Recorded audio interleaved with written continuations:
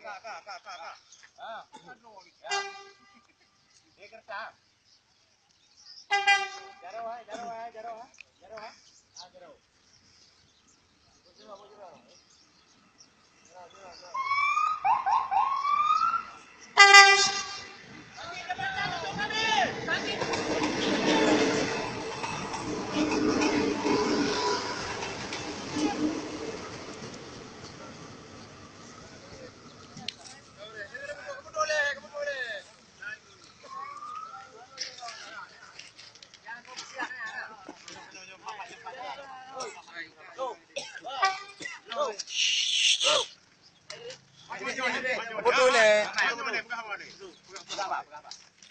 Jadi maksud tujuan kami orasi pada hari yang berbahagia ini, kami bermaksud ingin meminta kepada Bapak Gubernur yang terhormat bahwasanya kami ingin disediakan jembatan penyeberangan untuk masyarakat.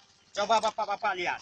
Ini pada medio 2001 atau 2000 di sini ada jembatan penyeberangan masyarakat. Yang jembatan tersebut hasil dari swadaya masyarakat. Akan tetapi di saat pembangunan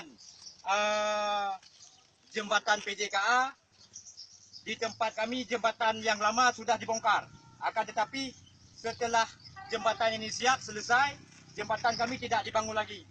Sayang pada hari ini anak-anak sekolah dari desa seberang di Kecamatan Muara Batu, sekolah ke Min Alubunot, sekolah ke Man Dewantara, sekolah ke Ensen, mereka semua menyeberang lewat jembatan ini. Bagaimana apabila kereta api lewat sedangkan anak-anak sekolah lagi menyeberang? Itu sangat berbahaya.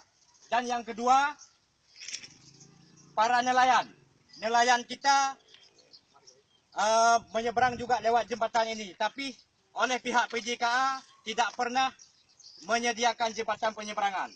Dan yang ketiga, ada sebahagian masyarakat di desa seberang di saat orang meninggal lewat jembatan juga dibawa orang meninggal kemari. Akan tetapi coba saudara-saudara bayangkan, di saat orang meninggal lagi ditandu, akan tetapi kereta api lewat. Macam mana perasaan saudara-saudara apabila itu adalah ibu kita, apabila itu adalah saudara-saudara kita?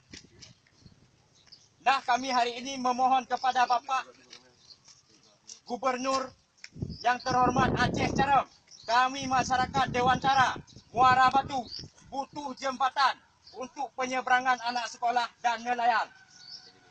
Hidup masyarakat! Sekian, Assalamualaikum warahmatullahi wabarakatuh.